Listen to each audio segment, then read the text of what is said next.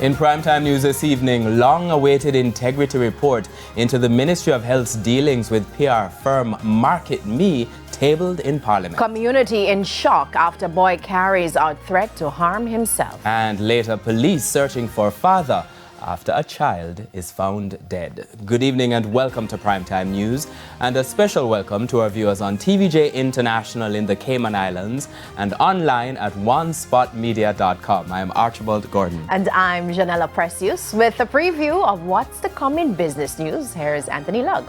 Thank you so much, Janella. Well, the FID has confirmed the conviction of 3 individuals in a multi-million-dollar fraud and money laundering scheme. I give you the details later on in the business day. And Spencer Darlington has a preview of what's coming up in Primetime Sports. Thank you, Archie. Well, a veteran track and field agent is suggesting that Jamaica could possibly have gained more medals at the Tokyo World Champs if the J3s had rescheduled the national trials. We'll give you more details in Primetime Sports later. That's an interesting perspective. Controversy. Yes, we love it. And Romain is also here with a preview of the weather report and forecast.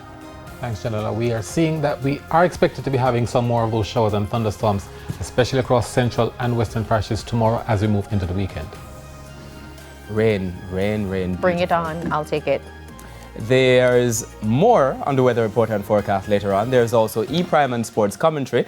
But before the break, the feedback question. And this evening, Archie, we are asking, what are your views on cremation? This will be very interesting. You can share your comments online. Facebook.com/TelevisionJamaica. And you can post on X at TVJ News Center. Suddenly, I'm feeling very short. Yes, I'm just looking I up see all it. over the place. Anyway, but please stay with us. The news in detail after this break.